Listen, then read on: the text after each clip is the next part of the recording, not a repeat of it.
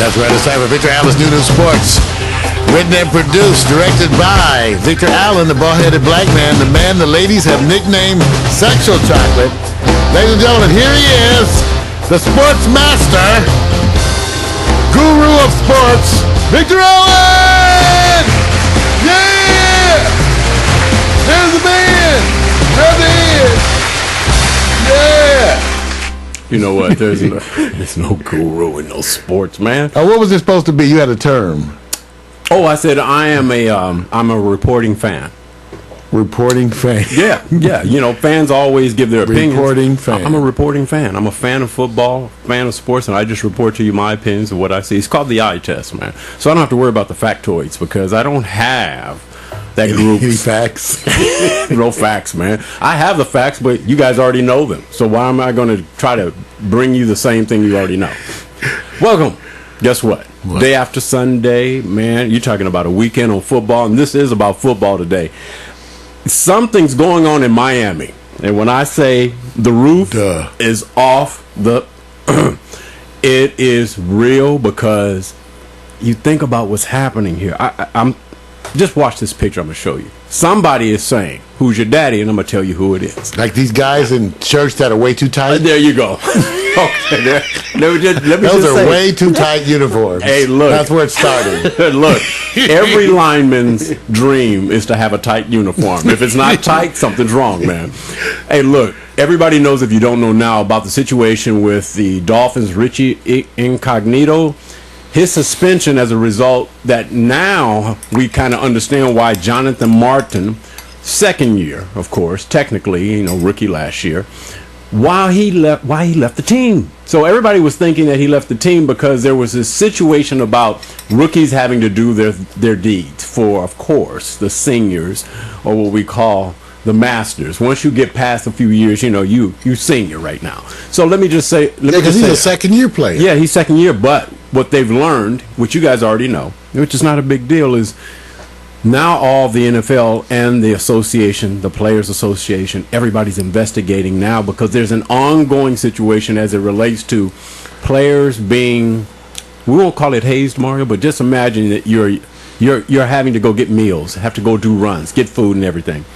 Well, now they're talking about the amount of food he may have had to pay that exceeded maybe or close to $15,000. That he was pressured into contributing to an event and to Vegas that he didn't attend. Yeah, 15, and that, but the straw that broke the camel's back was he came to lunch, right, and they got up and moved. Yes. So in other words, no, Vic. No, let me say this. What? At first, I'm thinking right now, mama's boy. Now I'm just saying from what I don't know that you know, all of them go through this, but now they're saying with the text messages, and now that he's in his second year, this was not supposed to continue. So it is going on, and they said once you see all the data, there's things that they don't even. When the Miami Dolphins go like this, you're suspended.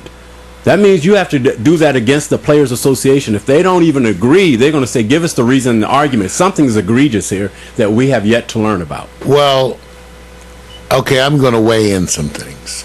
First of all, we're trying to make our decisions of what we think based on partial information. That's really the danger with this, because we're getting partial information. Right. But I will say this.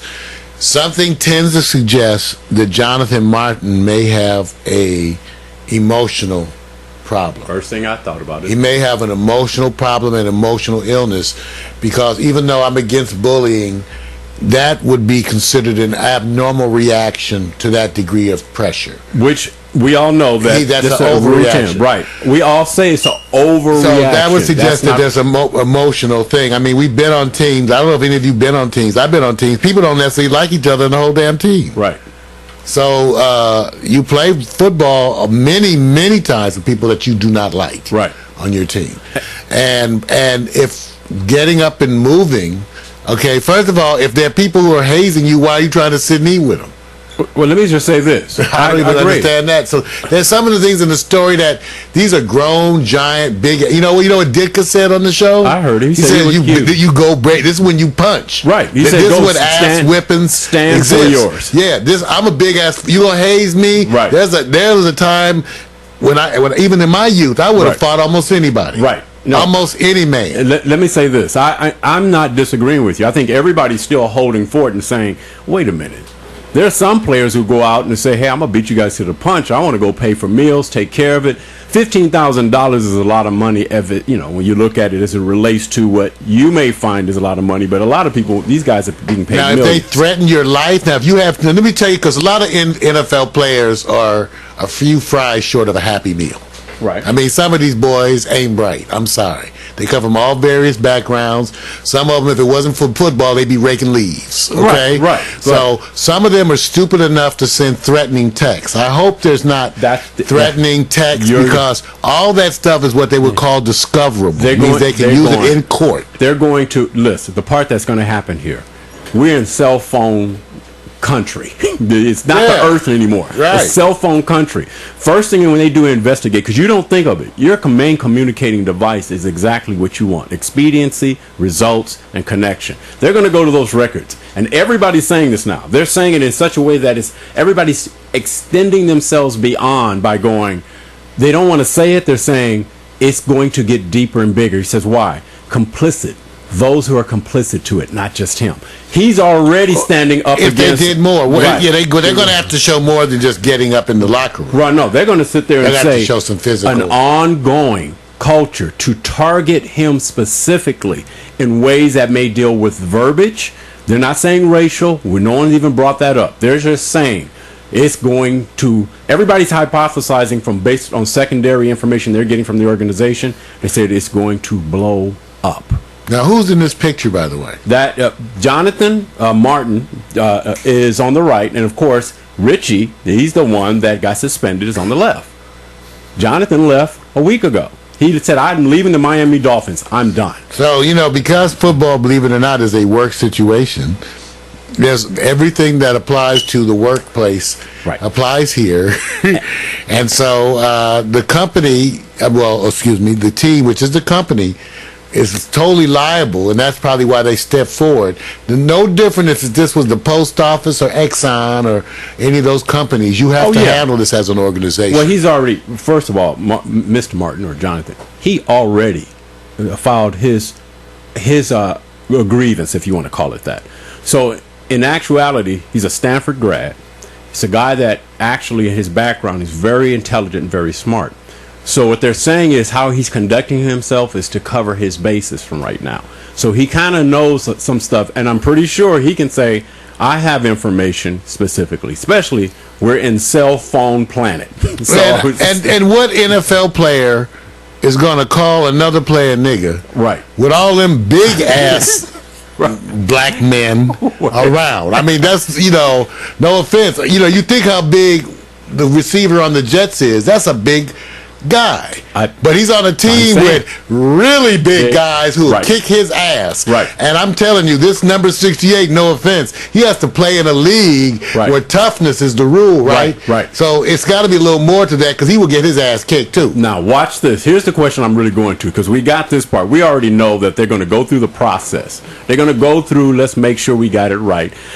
Miami also being one who says we don't see anything wrong with the situation less than a week ago, all of a sudden stepping forward and say, oh, we're going to suspend somebody. They were standing behind until somebody said, there's some information here you need to know. And they took what they call almost a 180, close to 360 turnabout on their opinion. Now, that's not a big thing. Guess what's happening? To me, it's going to be the culture, NFL culture, of what they do, tradition, versus this man saying, I'm here, I won't tolerate it. That's a given loss. Yeah. Because it's just like the new rules. Right. The football players are not used to the regular law being applied to them. Right. In today's world, it's a different world, Vic, so the real law will be applied to them. That's right. And because of that, it has to be handled differently, unfortunately. It's not. You know what happens usually? Mm-hmm. Everybody has a certain attitude, then someone says call legal. And this legal's already involved. And when legal comes down and gives you the meeting, so everybody has a certain affect. Then legal comes down and they close the door. Right. 50 minutes later, they open the door and everybody's face looks different. Right. Because legal just told you you're exposed, you have about X million dollars risk, you're about to get screwed, and everybody in the company in that room gets what they call the chilling effect. And legal already stepped in and said, suspend him. He says, you need to act first, because what's going to happen now? You have to distance yourself. Right. The organization now has to survive a culture that may embrace other players who are complicit to this. And that's going to hit the coach. It's going to hit everybody. They're going to say, you were not totally aware of this? It'll hit their pocketbooks because it's actually outside it's actually outside the jurisdiction of the league. It'll become a legal employee-employer relationship issue, which you have state and national standards. No. So it'll be a mess. I will continue, and we will follow it. Of course, you guys will get PMC's right with us saying, I'm saying the part that's why I was sitting up here saying it's the culture, because everybody's saying, the culture of it. And there's a fine line. I think when they get all the data, and I'm the one that's going like this, they're going to have people that's going to be talking about it in third party or second party references. Did you hear this? Did you not? It'll be, the standard. Let me stick by the linemen, my boys, the guys I work with. Then when they get the cell phone data, I say, cell phone data.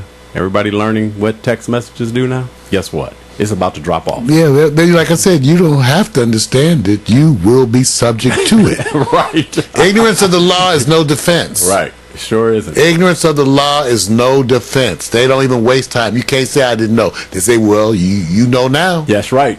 Welcome to the club. You'll know now. Yeah.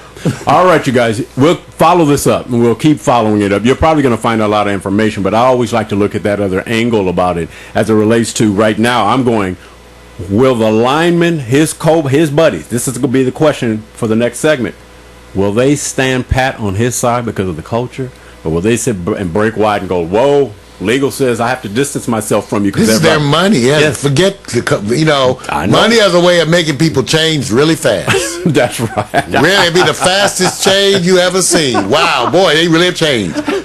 Let's go. That's all I can say. Mm-hmm. All right, you guys. The next subject up is a simple one. We have some NFL shockers, and when we say shockers, you're going to say, well, not really shockers. I say, yes, it is, because there were some shocking wins, and there were some that should have won. And I remember one specific game, and Mario and I was watching it. And before I get to the lead story, it was Seattle. And I just knew they was in for a loss. I was actually kind of hoping for it, even though I like Seattle. For the loss. I just like to see underdogs win. Right. And I wasn't looking. I didn't pick anyone. I just said 21-zip. Oh, they're done. That's what I turned in. I turned over when it was like, whoa, you up 21? Right. Something. I think I was 21-14 when I turned it over. Right. And when I looked at it, I said, you know what? Does it trump the story that right now makes Michael Vick look like he has to distance himself? The story of the day is when a not even top-tier quarterback ties the NFL record for the most TDs, and Nick Foles of the Philadelphia Eagles. What makes this so bad is that he's in a category where others are not that are famous. Montana, Brady, Breeze, 7 touchdowns. 7. Now, let me just say this. Let's pause for the cause. The question is going to be, he's got the 7. Did he really get the 7 because he was off the chain? Excuse my language. It's kind of dated. He was really performing. Or was it because it was against the Oakland Raiders? So the situation is here has Nick I don't care if it's against Crenshaw High. He's still. Wait a minute. Come on now. He still threw 7 touchdowns. Let me say this. Somebody had a report, and I forgot who it was. I wish I could say it. And his girlfriend or his wife was saying, baby, it looks like they're playing 7-on-7. There's nobody guarding anybody. And it was about a different game. It wasn't this game. I might lead to that later.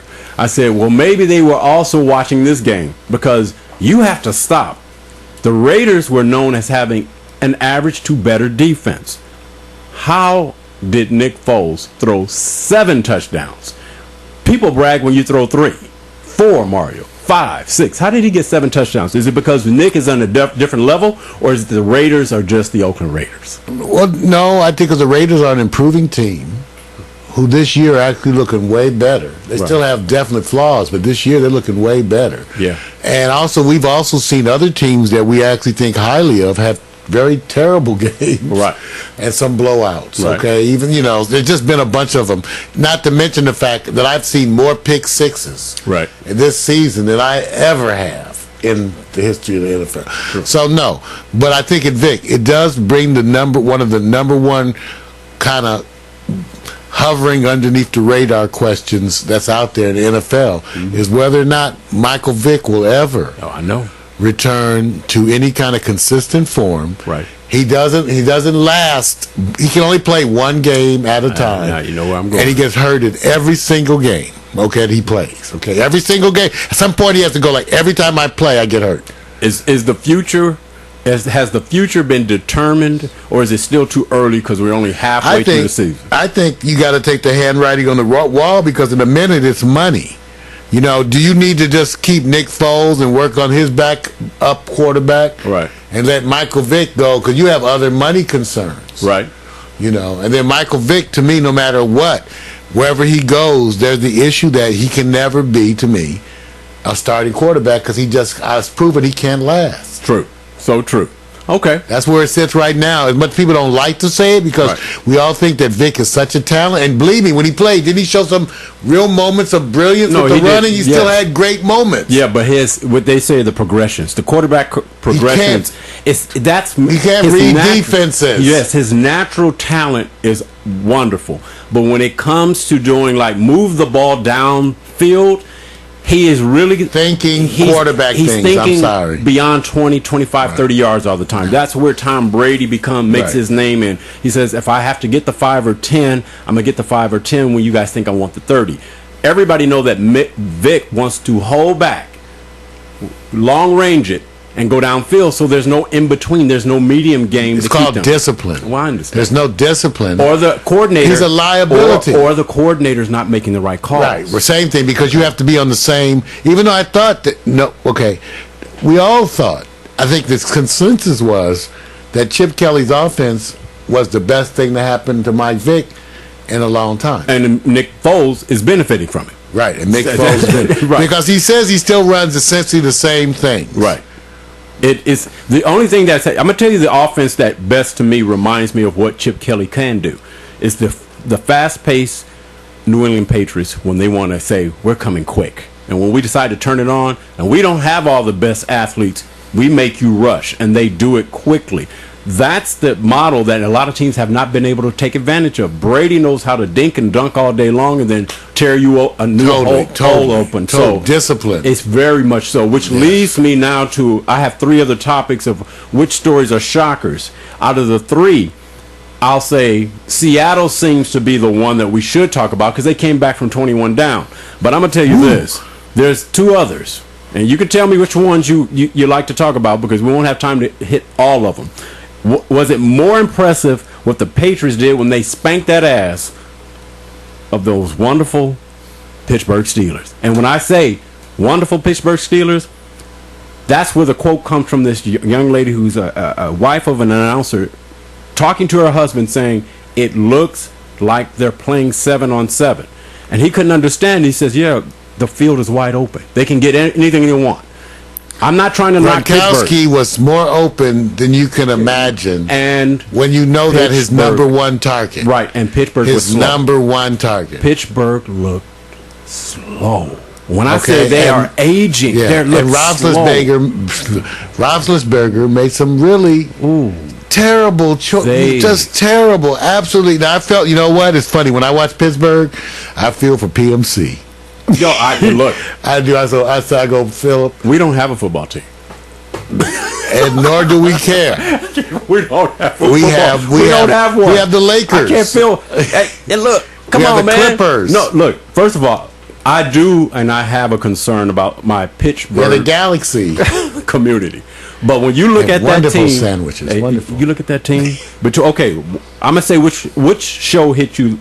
Because I had Carolina's Cam Newton go out and do a little something and a little dance to the Falcons, who right now are so underperforming. Only 2 games. They're like 2-6. Dude, that's embarrassing. So totally. So between these 3, before we get there, Super Bowl. Right? You're talking about Matty Ice, right? I'm with you. And Cam Newton's defense now is stepping up. They're over 500. So when I'm saying shockers, you tell me out of the 3 here, that's shockers. Seattle comeback over Tampa Bay. No, that's not the most. Brady putting it down on Pittsburgh Steelers in such a way that there's the most points scored on Pittsburgh team that they can go back on. maybe historically. How much? What was the score of that one? 55-31. But they still let him score 31 points. It was, B time. You know how you get your B players out there? Yeah, still 31 points. Yes. What? 55. Okay, so then I'm going to go with the Carolina Cam Newton because I kind of thought Brady would beat Pittsburgh pretty badly. Okay, I'm not surprised that the upset would have been if Seattle had a loss. Right. But the fact that they came back and took it, now it fits. It's a wonderful story. Right. Now, it's Carolina's Cam Newton, right? Who, to me, Vic, I think, is it just me, but does Cam Newton get less? Yes, he's under the radar. He's under the radar. I'm not saying he's super duper, but he's shown really solid and steady growth to me. He still looks like a starting quarterback. Right. I like what they're doing with their offense and everything. It just seems like Cam Newton is under the radar. Because when he first started off, last year he took a big dive in efficiency and production, and the team was already thinking, are they better without them? They were asking questions about that. Their defense has stepped up this year in such a way that it's somewhat surprising.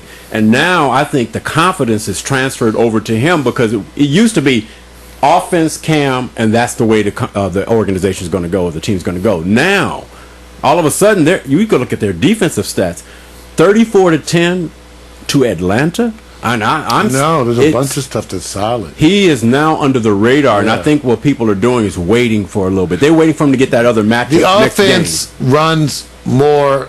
It's a much more disciplined offense than you see from other folks. That's what I'm liking about it. Right, it is. And so if I had to say the shocker that got me, even though it's not the media one, I would say the Carolina defense is more shocking to me as how they're stepping up along with Cam, producing and managing the game so far. And I think he's found his confidence. The team is gelled together.